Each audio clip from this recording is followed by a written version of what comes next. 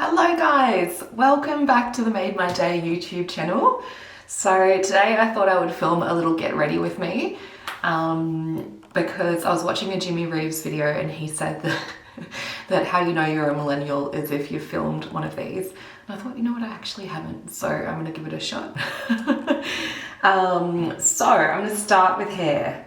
That's what I always do. So let's go. I'm gonna curl it. I will show you the way that I normally curl my hair. So I put it up into a high ponytail and then just curl the ends. So I got this tip from a YouTuber and yeah, I've been doing it this way ever since. It just saves a little bit of time and it's just a little bit easier as well. So I thought I would just babble a little bit and see what comes out. And if I get stuck, I will look at a list of questions on like getting to know you. So we'll see how it goes. So first thing I thought I'd talk about is what am I watching at the moment? So I'm actually sick at the moment. You can probably hear it in my voice. I have been watching a lot of Netflix because of that. And Gilmore Girls has been my show of choice. So I, funnily enough, didn't really watch it that much when it was actually on so many years ago. You know, I'd kind of watch it here and there, but I'd never really got into it. But more recently I watched the reboot, which was filmed I think 10 years after the original season wrapped up, and I really enjoyed that. And naturally Netflix started playing the original season after I finished that, which I appreciated. Thank you, Netflix. So I got into it from the actual very first episode, first season, and I've actually been really loving it. I think it's so interesting to watch a show as an adult compared to, you know, a teenager, where when I was younger I was kind of more interested in like Rory, the teenager's storylines, whereas now watching it I'm actually quite fascinated by the relationship between Lorelai and her mother. And yeah, I just think they're really interesting layered characters. So yeah, I'm really enjoying it. I have binge watched it like crazy. Like I think yesterday, because I've just been sick and home, I don't think I actually even turned it off all day. It was just on from like when I woke up to when I went to bed. Shocking. But anyway, whatever, that's what you do when you're sick. And what else have I been doing? I've been at the same time going through all of my written notes. I talked about this on my Instagram stories the other day, but I've got a bit of a problem where I take a ridiculous amount of handwritten notes, and I have like a massive pile of notes. And while I've been sick, I've just been kind of taking the opportunity to go through them and kind of piece out what's actually important, get rid of the rest. So that's been quite nice and therapeutic. By the way, with this hair curler, I actually love it. When I first got it, I didn't like it because my hair got stuck in it. It's one of those ones where it literally like, you know, creates the curl for you and then you just let it go. But at first I didn't quite understand how important it was to make the sections really small. Otherwise, yeah, it does get stuck in it. But once I learned that, over time I've actually really learned to love this curler. And it actually, the last one that I had died, and I thought, oh, maybe it's time to get a new brand, you know, upgrade a little bit. I bought a new brand and it was nowhere near as good. So I actually bought this one again from a seller on eBay. So it's the Rusk, what's it called?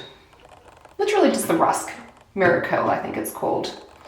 And yeah, I really love it. I love the curl that it does just because it, you know, gives those sort of like Hollywood waves, and it actually lasts for quite a few days as well.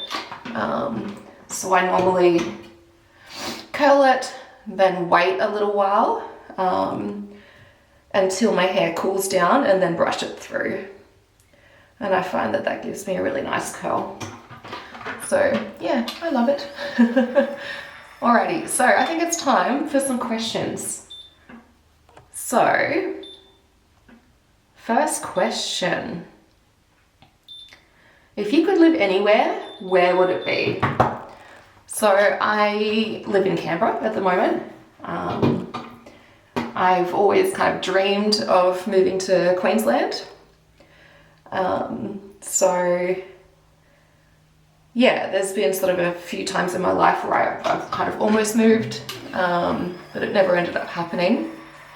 So Canberra's been my home for my life so far. I definitely still have dreams of moving to Queensland.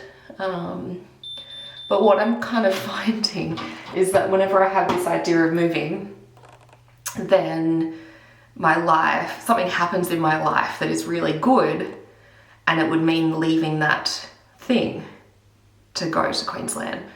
So, for example, like a job or something like that.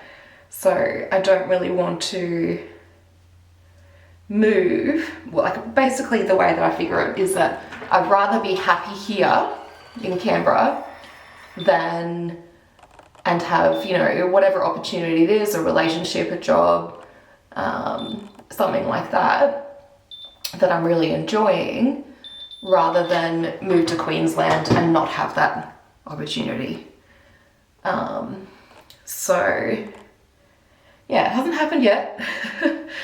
Hopefully at some stage in my life though, because I would really love that opportunity of living somewhere else, and living near the beach would be amazing. Nice hot weather would be beautiful.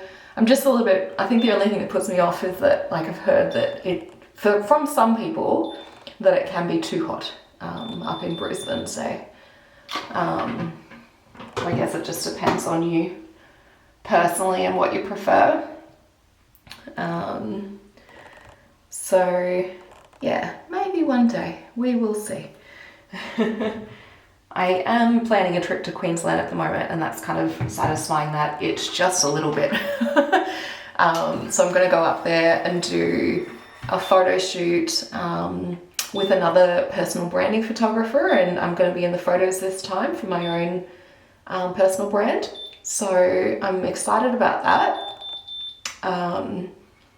And yeah, it'd be really lovely to see how she works, see how she goes about doing a personal branding shoot.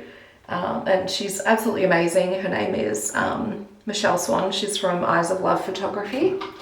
If you want to go and check her out. So I have just rented a Airbnb for the photo shoot. So that'll be really cool to actually shoot at accommodation. And some other things I'm kind of thinking about doing up there. Haven't quite figured it out yet though. It kind of depends on, you know, how much money I can save for this trip. But as well as doing the photo shoot, I want to go and stay at a surf camp, which I've done before a few years ago. Oh, kind of let that one go early. Anyway, I've done a few years ago with a friend. I think it was called Mojo Surf. No, what was it called? Surf Camp Australia is, I think, the one we went with, just outside of Sydney, and that was like the best week ever. It was so much fun. And there's another one up in Byron Bay, and you have different options. So you can do the sort of typical surf camp, or you can do surf and stay, where it's kind of a little bit more casual. I think you have a surf lesson each day, and time to switch sides. Surf lesson each day, and but then you can kind of do whatever you want for the rest of the time that you're there. But you stay at their accommodation and everything, so that could be really fun. And I've also always dreamed of doing a yoga teacher training, but it is hella expensive, and I'm not sure that I can really commit to it. Just because of the cost. So I'm thinking about possibly just going to a yoga retreat and just spending a couple of days just as a participant. Because that'd be really nice as well. So this is all dependent on my shoulder getting better, by the way. I had shoulder surgery last year, and it just depends on how the healing process goes. But hopefully by later in the year, it will be at the stage where I can actually do yoga and surfing, because that would be amazing. Those are activities that I really miss doing. I think that was it for Queensland. That's the plans. Of course, see my friend as well who lives up there. Next question. Alrighty.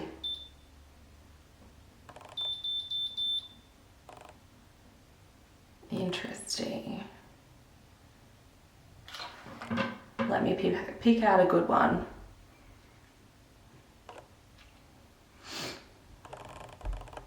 Ooh, what is your favorite book to read? I've got a few. So I've got a bit of a hall of fame of books. So that is just my bookshelf downstairs. But I kind of edit it as I go throughout life, and just keep my favorite ones. And I'd have to say some of my all-time favorite books would be Eat, Pray, Love. I'm super original there. But honestly, I love that book, and I have read it multiple times. I first picked up the book when I was in Bali, kind of having a bit of an Eat, Pray, Love moment myself, a few years ago. And I picked up a bookshop there, and it was actually the 10-year anniversary of the book. I honestly love that book. It kind of holds a bit of a special place in my heart. And I've watched the movie a million times.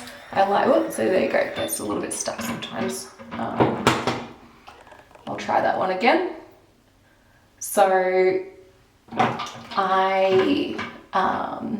was I saying? Yep, there we go. So yes, I like the movie, but I love the book. I think that there's just so much in that book. It's quite a detailed book, and I think that the movie is beautiful and there's some really nice moments in it, but I think there's so much that a movie just can't quite capture if the book is quite sort of lengthy and detailed. So then my other favorite would be Wild. So I've read that one quite a few times over as well. Also, my hair is curled, so I'm just going to leave it for a little while. Turn off the power and just let it cool down before I brush it through. So I might actually do my makeup in a sec. Wild, I have read quite a few times. Absolutely love it. Again, I like the movie, love the book. So there's kind of nothing like the original, I guess, written by the actual person who went through it. Then another favorite, which I'm actually starting to reread at the moment, is by Lorraine Murphy. It's a book called Get Ridiculously Organized. It is a, what's it called? forgotten the term. Oh my God, personal development book. And yeah, it's really, really helpful if you kind of just need a hand to get your shit together. I would definitely recommend this book. So at the moment, the part that I'm reading is all about how if you don't grasp this concept of what it means to be organized, then you'll never be organized. I won't give away all the secrets, but basically it's just kind of about, it's about taking care of your future self. So, for example, putting out your gym clothes at night for the next morning. So taking care of your future self, not getting to the next morning and going, oh damn, I wish I put my gym clothes out last night. I can't find it, what I need. So, for example, curling my hair is taking care of my future self. The other day I was starting to feel sick, and I realized that if I woke up the next morning and my hair wasn't curled and it was messy and didn't look very nice, I would kind of feel even worse. So I curled my hair that night, woke up in the morning, still felt sick, but felt that little bit more pretty because my hair was curled. And I was like, oh, thank you, past M. Like, go you, helping me out. So that was really nice. Anyway, I'm going to get started on my makeup and look into another question. Oh, this is a good one. This is actually what I asked my boyfriend the other day. If you could hire someone to help you in-house, would it be with cleaning, cooking, or yard work? That's a big one. So I would have to say cleaning. I've never really been a naturally clean person before. Also, this is going to be tricky, putting makeup on and trying to look at the camera. I'll give it a shot. So I've actually learnt to love cooking. Don't get me wrong, there are nights where I wish I didn't have to, or wish that Jamie Oliver could just kind of appear in my kitchen and do it for me. But yeah, I do actually enjoy making healthy food now. So I think that I would keep cooking and get someone else to clean, because I feel like it's something that I don't often feel on top of. I feel like I'm naturally quite a messy person, so it takes a lot of work for me to actually get the house in like a good condition. It takes a whole day each week, and sometimes that just doesn't happen if life is busy, and so it would just be so amazing to actually have someone to help with that. So yeah, I would definitely pick cleaning. So yeah, alrighty. Putting on a little bronzer. I love a bit of bronzer. Also, I just realized my battery is going flat, so I better actually wrap this up soon. Alrighty.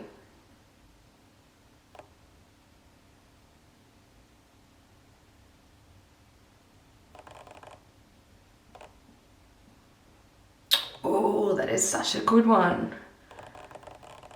Would you rather win the lottery or work at a perfect job, and why? I think I'd rather have job satisfaction. Although both would be great. Let's be real. Okay.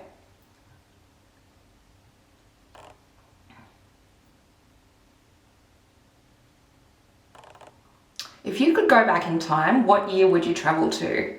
This is quite an easy one for me, actually. 2011. I remember this year as being quite a good one.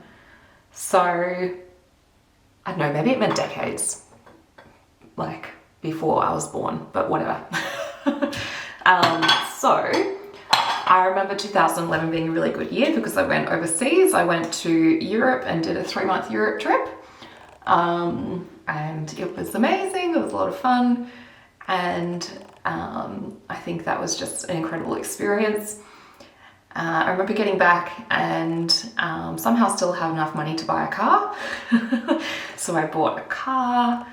Yeah, it was just a good year for me. And it's funny how some years stick out more to you than others. So I kind of remember exactly what I was doing in 2011. Have no idea what I was doing in 2012. Like, I don't even know. But 2011, good year. So